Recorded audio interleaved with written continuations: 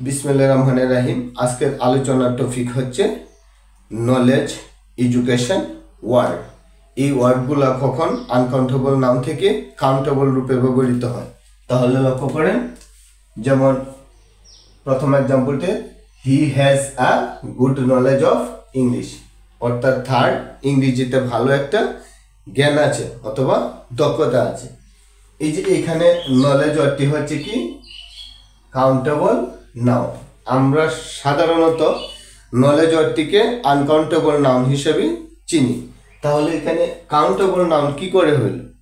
Countable noun তখনই হয় যখন এই নলেজ অর্থাৎ দক্ষতা কোনো সরাসরি ব্যক্তি বা বস্তুকে বোঝাবে, তাহলে সেটা হয়ে যাবে কি কাউন্টেবল নাউন। আর যদি ব্যক্তি বা বস্তুকে না বোঝায় তাহলে সেটা হবে কি আনকাউন্টেবল নাউন। তাহলে যে এখানে হি has a good knowledge of English, তার ইংরেজিতে ভালো দক্ষতা আছে। এই দক্ষতা কিসের? এই যে নির্ধারিত বুঝিয়েছে অর্থাৎ ইংরেজি বিষয়ে। এই জন্যই যে ইংলিশটা যেহেতু নির্ধারিত করেছে কোন বিষয়ে, ইংরেজি বিষয়ে তার একটা ভালো দক্ষতা আছে, সুতরাং ইংলিশকে নির্ধারিত করেছে সে, ওই কারণে সেটি হচ্ছে কি কাউন্টেবল নাউন।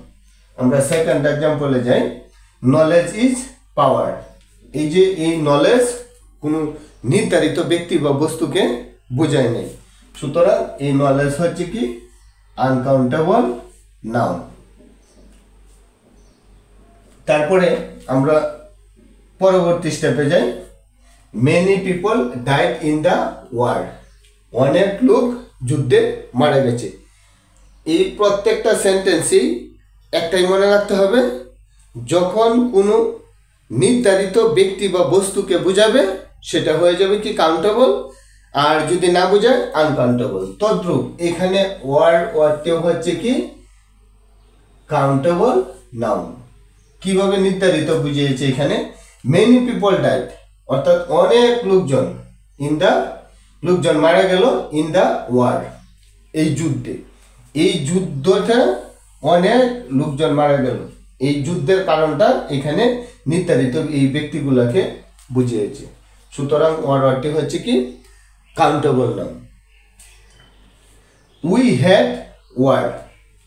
আমরা যুদ্ধকে ঘৃণা করি। তাহলে এটা কোনো এই যে এই ওয়ার্ড সেটা কোনো নির্ধারিত ব্যক্তি বা বস্তুকে বোঝায় নাই, সুতরাং সেটা হচ্ছে কি আনকাউন্টেবল নাউন। আমরা পরবর্তী স্টেপে যাই। He has received a good education. সে একটা ভালো শিক্ষা গ্রহণ করেছে।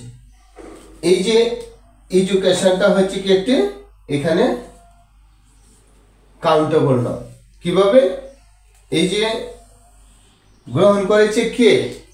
সে, অর্থাৎ সে একটা ভালো শিক্ষা গ্রহণ করেছে, ওই শিক্ষাটা এই ব্যক্তিকে বুঝিয়েছে, সুতরাং সেটি হচ্ছে কি কাউন্টেবল নাউন। আমরা পরবর্তী এক্সাম্পলে যাই। Education is the backbone of nation. এই যে এখানে এডুকেশনটা হচ্ছে কি আনকাউন্টেবল নাউন, কারণ এই এডুকেশন কোনো ব্যক্তি বা বস্তুকে নির্ধারিত করে বোঝায় নেই, সুতরাং সেটি হচ্ছে কি আনকাউন্টেবল নাউন।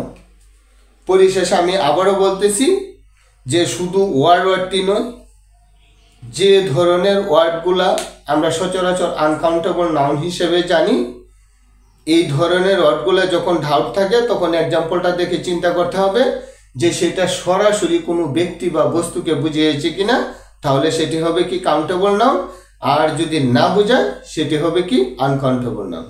ধন্যবাদ সবাইকে, ভালো থাকবেন। পরবর্তী ক্লাসে আবার দেখা হবে।